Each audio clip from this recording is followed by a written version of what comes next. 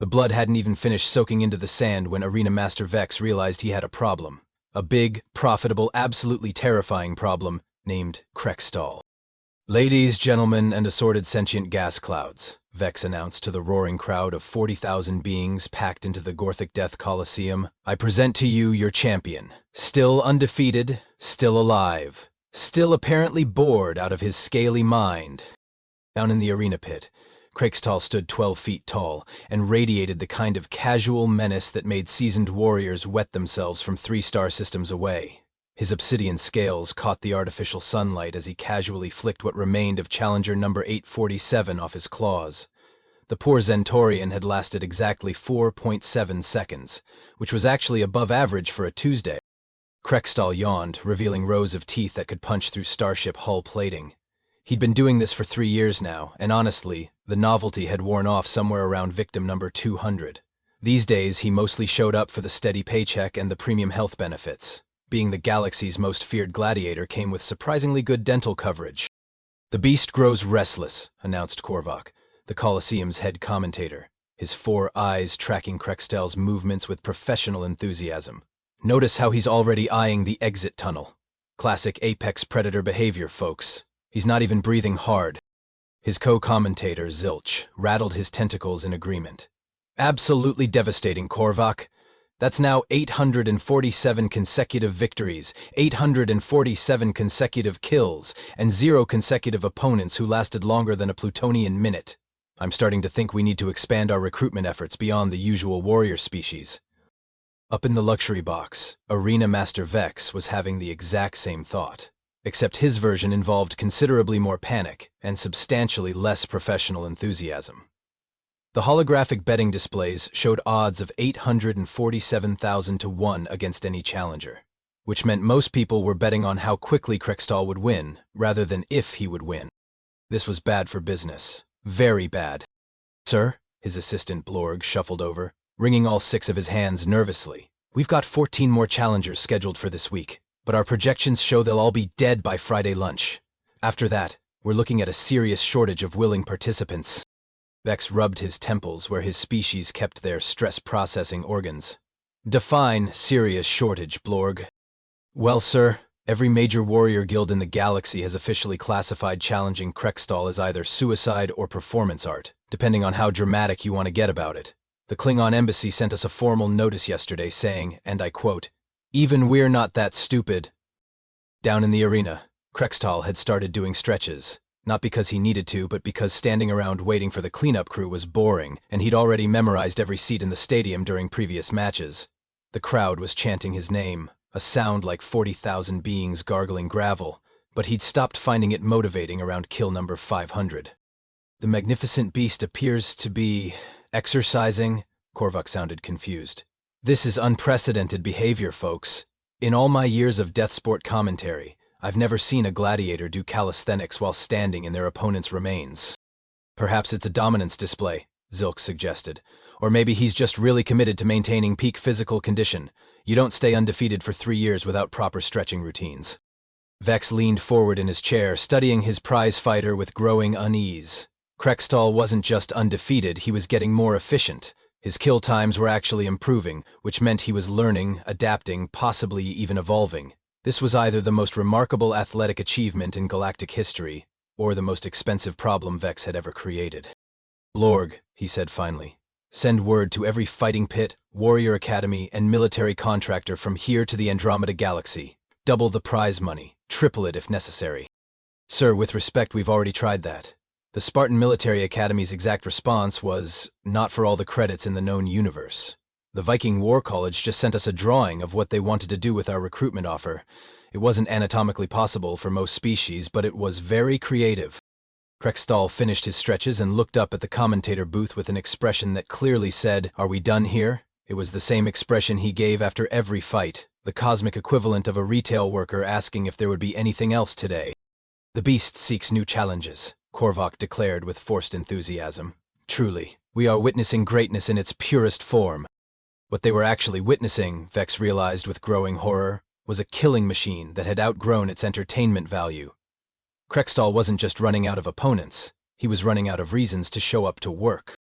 And in the gladiator business, a bored apex predator was just another way of saying impending bankruptcy with extra casualties.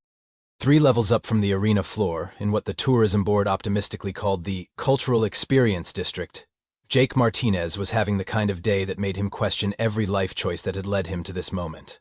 Specifically, the choice to book a budget-friendly vacation package to what the travel agent had described as an authentic alien cultural experience.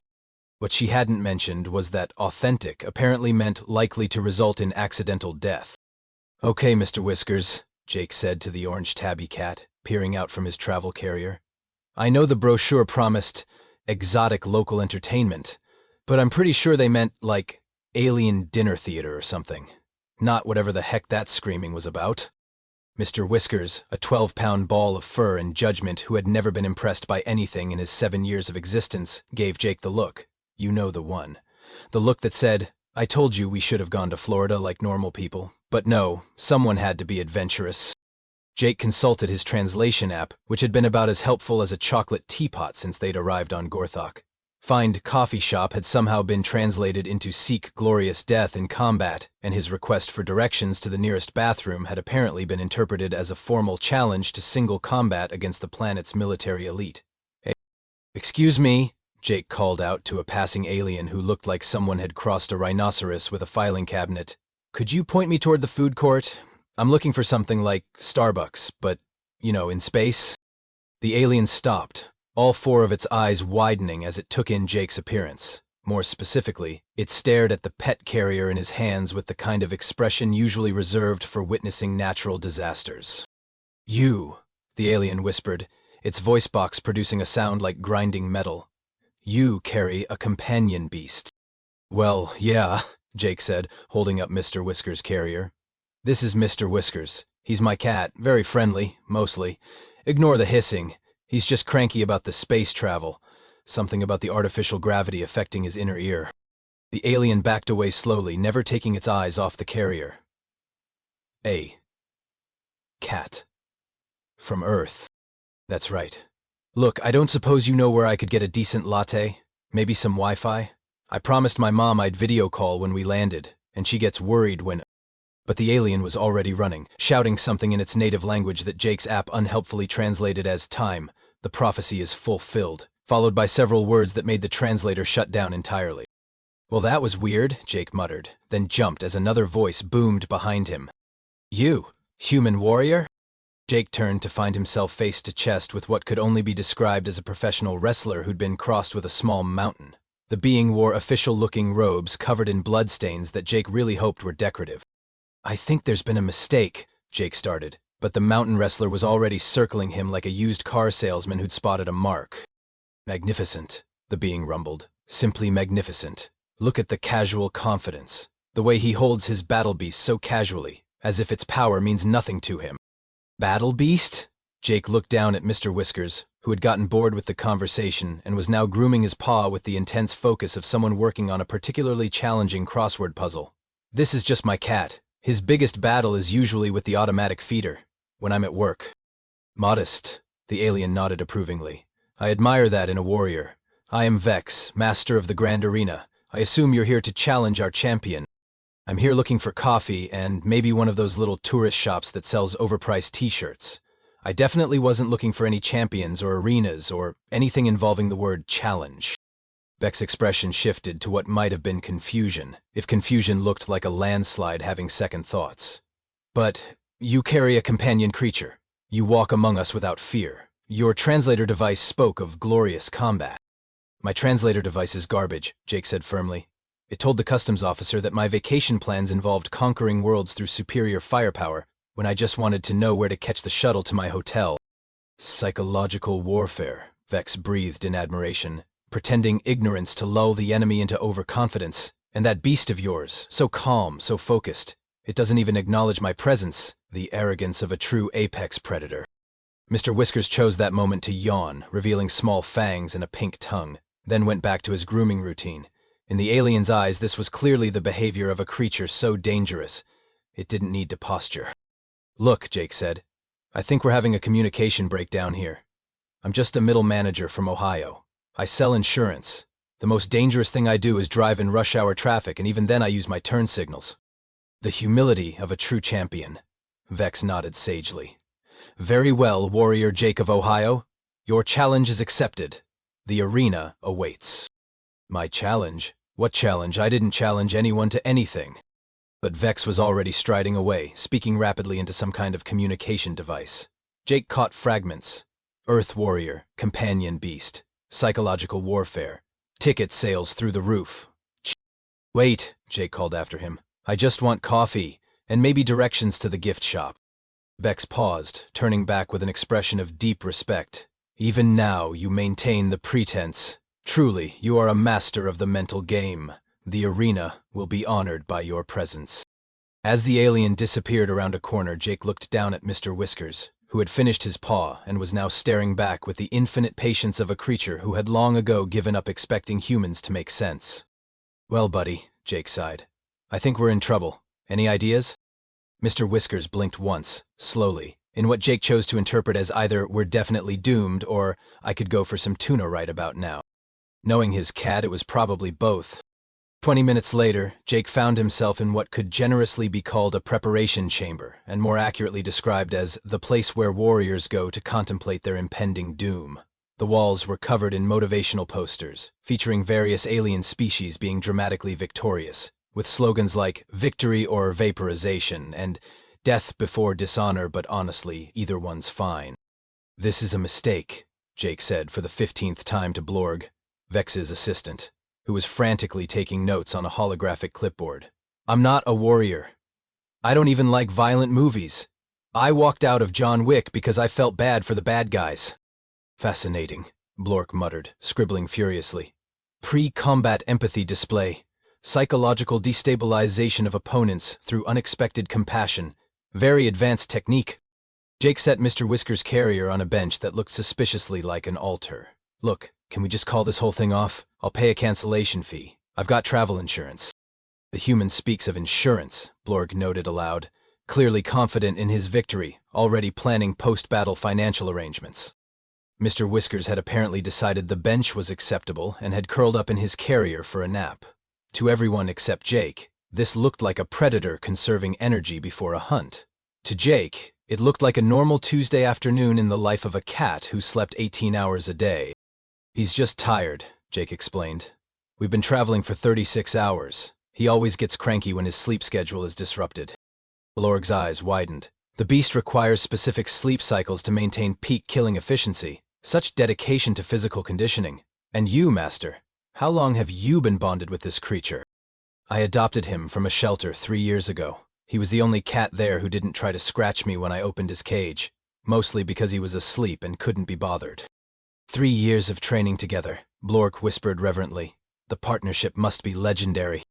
Jake opened his mouth to explain that their training mostly consisted of Jake opening cans of food and Mr. Whiskers judging him for not doing it fast enough, but he was interrupted by the arrival of the commentary team.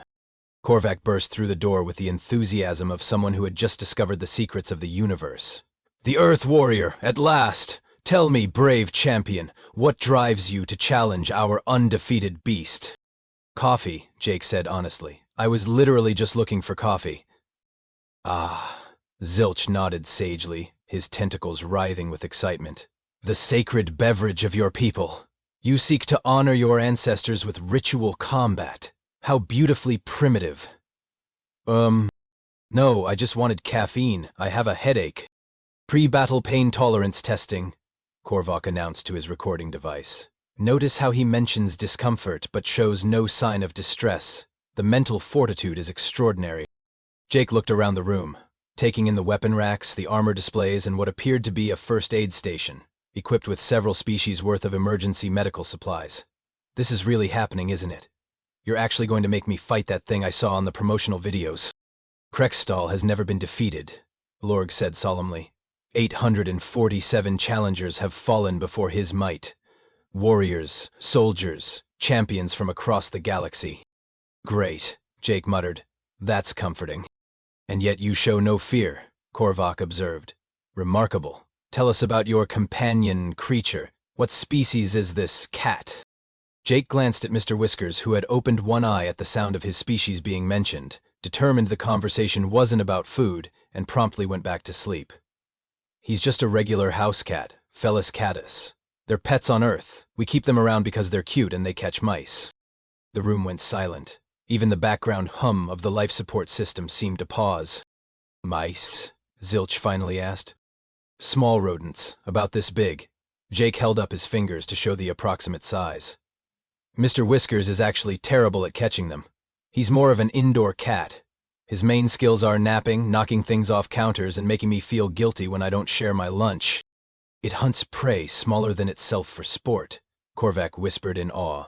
The confidence of a creature that kills not for survival, but for entertainment. No, that's not. He doesn't actually hunt. He watches bird videos on my tablet sometimes, but that's about it. Psychological warfare through deception, Blorg noted, writing frantically. Claims the beast is harmless while simultaneously revealing its predatory nature. Master-level misdirection. Jake was beginning to understand how his translation app had gotten everything so wrong. These people seemed physically incapable of taking anything at face value. Look, I really think we should call this off. I don't want to fight anyone, especially not some giant monster that's killed 847 people. Can't we just say I forfeit and call it a day? The entire room gasped. He speaks of forfeit, Korvac breathed, but with such casual confidence, as if victory is so assured that defeat isn't even worth considering. The ultimate psychological gambit, Zilch agreed. Offer to surrender while knowing your opponent will never accept such obvious bait. That's not what I genuinely want to forfeit. I want to go back to my hotel, order room service, and pretend this never happened. Vex chose that moment to stride through the door, his expression radiating the kind of satisfaction usually reserved for people who had just solved world hunger. My friend, the arena is prepared. Ticket sales have broken every record in Colosseum history. Beings are traveling from 17 different star systems to witness this battle. 17 star systems? Jake felt faint. To watch me get eaten by a monster? To witness the clash between Krextall the Undefeated and the mysterious Earth duo, Vex corrected. The betting pools are in chaos. No one knows what to expect from your fighting style. That's because I don't have a fighting style. My biggest physical accomplishment is reaching the top shelf at the grocery store without using a step stool. Modesty. Vex nodded approvingly. I respect that. Are you ready to make history? Jake looked at Mr. Whiskers, who had woken up long enough to give him a look that clearly said, "This is what you get for not booking that nice resort on Risa like I suggested." Which was impressive, considering cats couldn't actually talk. But after 3 years together, Jake was fluent in judgmental feline expressions. No, Jake said firmly. I'm not ready to make history. I'm ready to make a formal complaint to the tourism board. But his words were drowned out by the roar of the crowd above, 40,000 beings chanting for blood, glory, and what they assumed would be the most spectacular death in gladiatorial history. The tunnel leading to the arena floor stretched ahead like the world's most terrifying hallway, lit by torches that flickered with flames Jake was pretty sure weren't entirely natural. The roar of the crowd above grew louder with each step, a sound like 40,000 beings gargling enthusiasm and bloodlust in equal measure. This is insane, Jake muttered, clutching Mr. Whiskers' carrier like a security blanket. This is absolutely, completely, totally insane. Mr. Whiskers, who had been rudely awakened by the increasingly loud crowd noise, was giving Jake the stink eye through the carrier's mesh door. His expression clearly conveyed that if Jake had any sense he would turn around, find the nearest exit, and book the first transport off this lunatic planet. I know, buddy, Jake whispered. Believe me, I know. Behind them, Vex was practically vibrating with excitement. Remember, Jake of Ohio, the key to victory is confidence. Show no fear, trust in your training, and let your companion beast know when to strike. He's not going to strike anything, except maybe a nap pose, Jake protested weakly. The most aggressive thing he's ever done is hiss at the vacuum cleaner. Psychological misdirection right up to the final moment, Vex admired. Brilliant. The tunnel curved ahead, and Jake could see sunlight streaming in from the arena floor.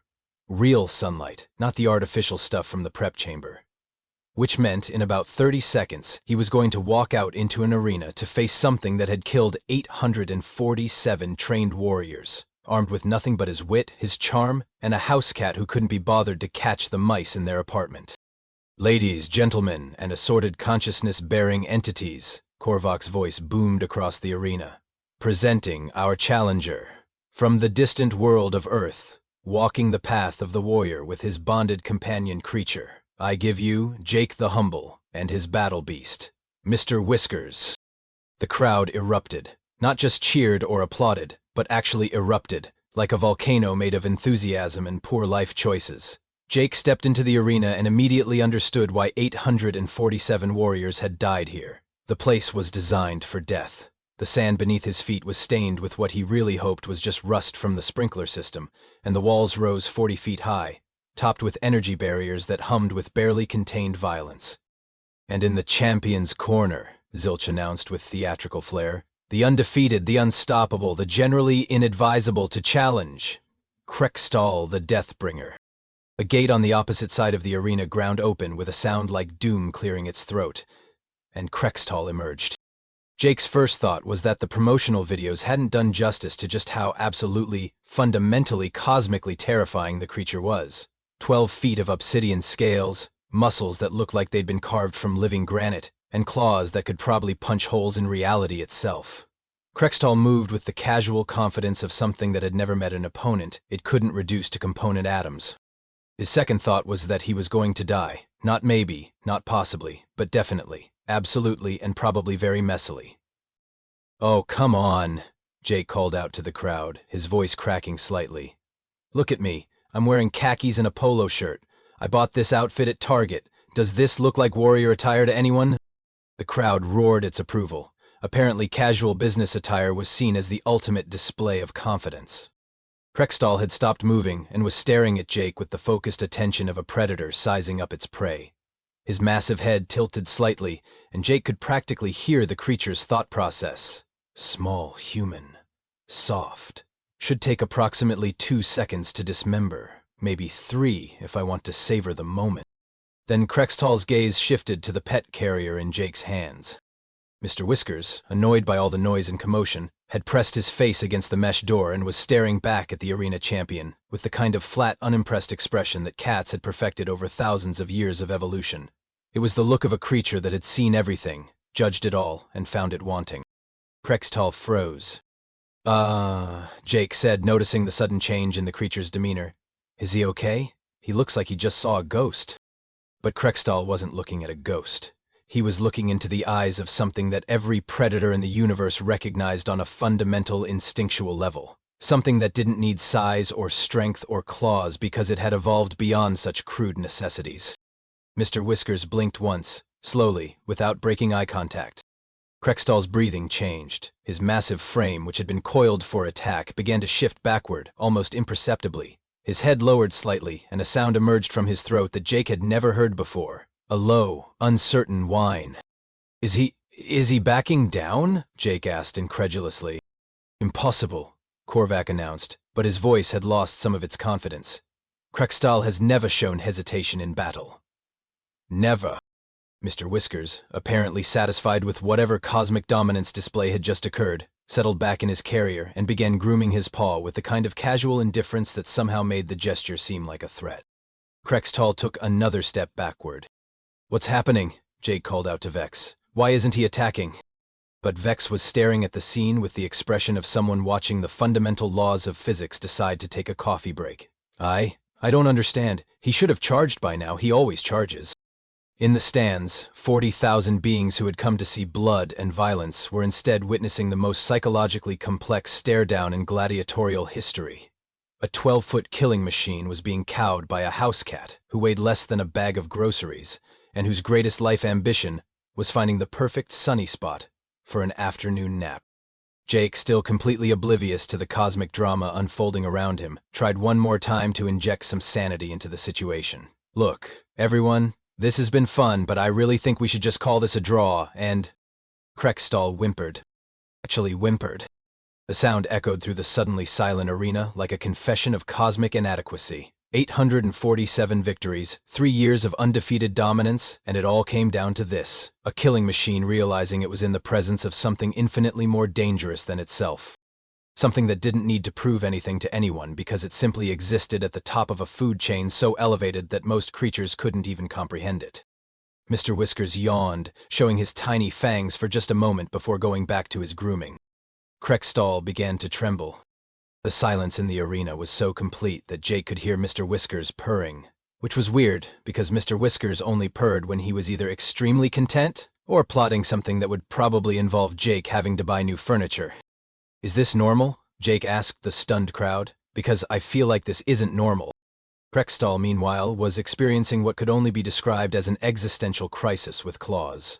Every instinct he'd developed over millennia of evolution was screaming the same message: danger, apex predator, do not engage. The problem was, this message made absolutely no sense to his conscious mind. The creature in the carrier was smaller than his smallest toe. It had no visible weapons, no armor, no apparent means of causing harm. By every logical measure, it should have been a light snack, not a cosmic threat. But evolution didn't care about logic. Evolution cared about survival, and right now, every cell in Krextall's body was voting unanimously for the runaway, very fast option. "Fascinating," Zilch whispered into his commentary device, his tentacles barely moving. "The champion appears to be reassessing the tactical situation." "That's one way to put it," Korvac agreed, though his usual bombastic enthusiasm had been replaced by the kind of hushed tone usually reserved for nature documentaries. "I've never seen Krextall exhibit this level of strategic caution." Strategic caution was putting it mildly. Krextall was now backing away from Jake with the careful, measured movements of someone trying not to wake a sleeping volcano. His massive head swiveled between Jake and the carrier, as if trying to figure out which one was the real threat. Mr. Whiskers solved that dilemma by stretching one paw out of the carrier and extending his claws for a moment, not in aggression, but simply because stretching felt good after being cooped up for so long. Krextall saw those claws, tiny, perfectly maintained, utterly ordinary house cat claws, and his evolutionary programming went into full panic mode, because those weren't the claws of a predator that needed to hunt for survival. Those were the claws of something so supremely confident in its position at the top of the food chain that it could afford to keep its weapons pristine, sharp, and ready, not because it needed them, but because it could. "Oh, come on," Jake said, watching the 12-foot monster continue to back away from his cat. "He's not even hissing at you. That's actually a good sign. Usually he hisses at new people for at least 10 minutes before he decides whether or not to tolerate their existence." To Krextall, this sounded like Jake was explaining his companion creature's hunting protocols. The beast didn't even need to establish dominance immediately. It was so secure in its superiority that it could afford to evaluate threats leisurely. Mr. Whiskers chose that moment to settle into a more comfortable position, circling twice before curling up in a perfect ball. The movement was fluid, economical, and utterly casual. The kind of casual that only came from absolute confidence in one's safety. Krextall recognized that confidence. He'd seen it before, in the galaxy's most dangerous predators. The certainty that came from never having met anything that posed a real threat. But he'd never seen it taken to this extreme. This creature wasn't just confident. It was so far beyond concern that it was taking a nap in the middle of what should have been a death match. "He's tired," Jake explained helpfully. "Space travel really wears him out. Plus, it's about his usual afternoon nap time anyway. He's very particular about his schedule." Schedule. The creature was so utterly dominant that it maintained a schedule even in combat situations. Krextall's respect levels, which he hadn't even known existed, began climbing toward unprecedented heights. "The beast establishes territorial temporal patterns," Korvac interpreted for his audience, "asserting control over time itself as well as space. The psychological warfare is beyond anything we've previously documented." Jake looked around the arena, taking in the silent crowd, the trembling champion, and the commentary team that seemed to be having some kind of collective breakdown. "I'm really confused right now. Is the fight supposed to start, or—" At the word fight, Krextall's head snapped up, and Jake saw something in the creature's eyes that he'd never seen before in any living being. Pure, unadulterated respect mixed with what could only be described as polite terror. Krextall slowly, carefully, deliberately sat down on his haunches. Then, in a gesture that sent shockwaves through the crowd, he lowered his massive head in what was unmistakably a bow. "Did he just bow?" Jake asked incredulously. "To my cat?" Mr. Whiskers opened one eye, surveyed the genuflecting 12-foot killing machine, and apparently decided this was acceptable behavior for inferior life forms. He closed his eye again and resumed his nap, which Krextall interpreted as gracious acceptance of his submission. "You honor our country," Korvac shouted, his professional composure finally cracking entirely. In 3 years of coverage, Krextall has never shown deference to any opponent. This is gladiatorial history in the making. The crowd was beginning to murmur, a sound like 40,000 beings trying to process something that fundamentally challenged their understanding of the universe. They'd come to see a battle. Instead, they were witnessing what appeared to be a religious experience. "Excuse me," Jake called out to Krextall, who was still maintaining his respectful bow. "Are you okay? Do you need medical attention? Because you're acting really weird and I'm starting to worry that maybe you had a stroke or something." Krextall's response was to bow even lower, which Jake took as either, "I'm fine, thank you for asking," or "Please don't let your companion creature destroy my soul." Given the circumstances, it was probably both. Mr. Whiskers, still fast asleep, began to purr louder, the sound carrying across the silent arena like a declaration of absolute dominion over all things that dared to exist in his presence. Krextall closed his eyes and trembled with something that might have been religious ecstasy or complete psychological surrender. Jake was pretty sure this wasn't how gladiatorial combat was supposed to work, but then again, nothing about this day had gone according to plan. He looked down at his napping cat, then back at the submissive monster, then up at the crowd of beings who seemed to be having some kind of collective spiritual awakening. "Well," he said finally, "this is definitely going in the vacation scrapbook." The formal surrender happened about as formally as anything could when one participant was a confused middle manager and the other was a 12-foot monster having an existential awakening. Krextall, still maintaining his respectful bow, made a series of rumbling sounds that Jake's translation app helpfully rendered as, "I yield to the supreme earth creature and its human servant." "Servant?" Jake protested. "I'm nobody's servant. I'm his roommate. Sometimes his butler, depending on how demanding he's being about dinner, but definitely not his servant." The crowd interpreted this as Jake being modest about his position as herald to an apex predator, which somehow made the whole situation even more impressive. 40,000 beings rose to their feet in thunderous applause, not for violence, but for witnessing what they believed was the greatest display of interspecies dominance in galactic history. "Ladies, gentlemen, and assorted consciousness-bearing entities," Korvac announced, his voice cracking with emotion. "For the first time in 3 years, we have a new champion. Jake the Humble of Earth and his companion creature, Mr. Whiskers the... He paused, clearly struggling with how to describe a house cat that had just psychologically conquered the galaxy's most feared gladiator. "The Terrible," Zilch supplied helpfully. "Mr. Whiskers the Terrible." "I am not calling my cat the Terrible," Jake said firmly. "His full name is Mr. Whiskers Fluffington Martinez, and he got it because he's fluffy, not because he's terrible." The crowd roared its approval at what they assumed was Jake revealing his companion creature's true, intimidating battle name. Bex appeared at Jake's elbow, moving faster than someone his size should have been able to manage. "Incredible. Magnificent. In 30 years of arena management, I've never seen anything like it. How did you do it?" "I literally just stood here," Jake said helplessly. "I didn't do anything. Mr. Whiskers took a nap, and your champion had some kind of nervous breakdown." "The psychological mastery," Vex breathed in admiration. "Making your opponent defeat themselves without even engaging. It's brilliant. Revolutionary. I must know your secret." Jake looked down at Mr. Whiskers, who had finally woken up due to all the noise, and was giving the celebrating crowd the kind of withering stare that suggested they were all making too much fuss over what was obviously the natural order of things. "There's no secret," Jake said. "He's just a cat. Cats are like this. They think they own everything and somehow everyone else just goes along with it." "Mastery through absolute confidence," Vex nodded, scribbling notes on a holographic pad. Yes, I see it now. Your species has evolved beyond the need for physical dominance displays. You've achieved pure psychological supremacy." "We have?" Before Vex could answer, Krextall slowly approached, still moving with the careful reverence of someone in the presence of royalty. When he reached Jake, he lowered his massive head again and made a series of soft, rumbling sounds. "What's he saying?" Jake asked. Vex consulted his own translator. He's asking for your autograph, and he wants to know if your companion creature would be willing to endorse his upcoming career transition." "Career transition?" Krextall rumbled again, this time with what sounded almost like enthusiasm. "He says he's been thinking about getting into entertainment," Vex translated, looking slightly dazed. "Acting, perhaps, or motivational speaking. He feels that his gladiatorial career has reached its natural conclusion, and he'd like to explore other opportunities." Jake stared at the 12-foot killing machine, who was apparently having a mid-life career crisis. "You want to be an actor?" Krextall nodded eagerly, then gestured toward Mr. Whiskers and made a series of questioning sounds. "He's asking if you'd be willing to manage his transition," Vex translated. "He believes that anyone capable of training a creature like Mr. Whiskers would be an excellent career advisor."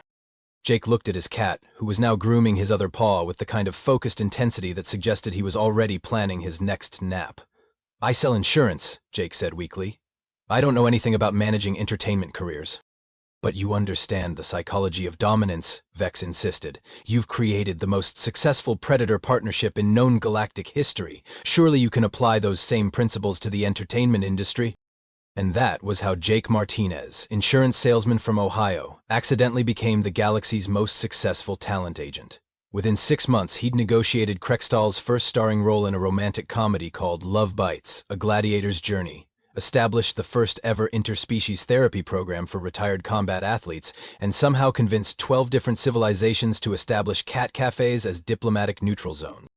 Mr. Whiskers, meanwhile, had adapted to his new role as supreme overlord of known space with the same casual indifference he'd shown to everything else. He spent his days napping in increasingly elaborate beds provided by various alien dignitaries, accepting tribute in the form of gourmet cat treats from 17 different star systems, and occasionally appearing at public events where his mere presence was enough to maintain galactic peace. "You know," Jake said one afternoon as he sat in his new office overlooking the rebuilt arena, now a combination gladiator rehabilitation center and interspecies cultural exchange, "I never did get that coffee." Mr. Whiskers, lounging in a bed made of Alterian silk and stuffed with the down of endangered space phoenixes, opened one eye and gave Jake a look that clearly said, "Some things are more important than coffee, like ruling the galaxy from a really comfortable cushion." Jake had to admit, the cat had a point. The vacation hadn't gone according to plan, but then again, the best adventures never did. Outside his window, former gladiators were taking acting classes, diplomats were learning proper cat-petting technique, and somewhere in the distance, Kreckstall was probably rehearsing lines for his upcoming role in the sequel, Love Bites 2, Gladiator's Revenge. It wasn't the vacation Jake had planned, but it was definitely one he'd never forget. And Mr. Whiskers? Mr. Whiskers was exactly where he'd always known he belonged, in charge of everything, accepting the adoration of the universe as his natural due. Some things, Jake reflected, never changed. No matter what galaxy you were in, cats were still cats, and somehow that made everything else make perfect sense. Even if he never did get his coffee.